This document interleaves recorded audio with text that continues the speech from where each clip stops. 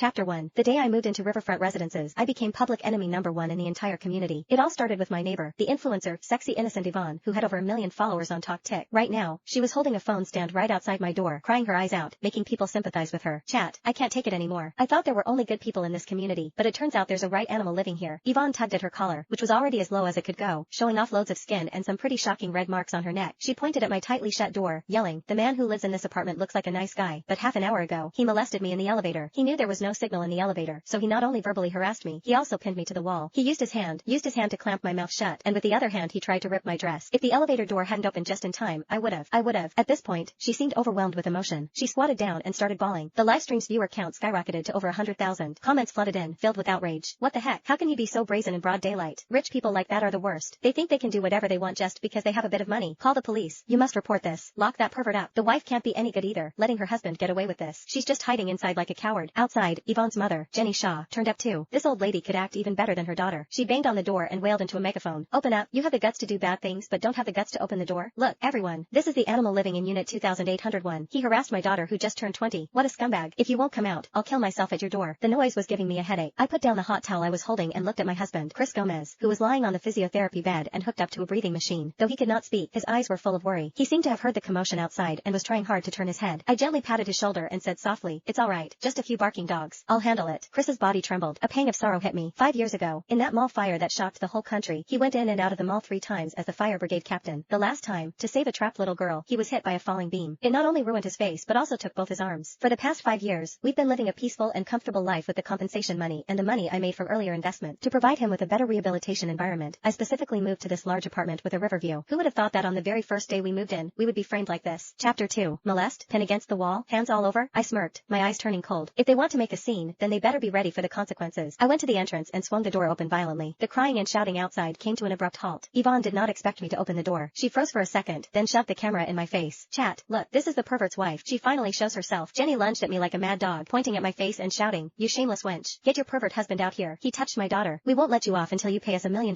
for emotional trauma." Yvonne, sobbing, added, "Girl, you're a woman too. How can you protect your husband after what he did to me? Look at the marks on my neck. They're left by his fingers when he choked me." She stretched out her neck to give the camera a close-up shot. The red, swollen finger marks were clearly visible. "Look closely. This is evidence. This is undeniable proof of his wrongdoing." The neighbors pointed and stared, their eyes full of disgust.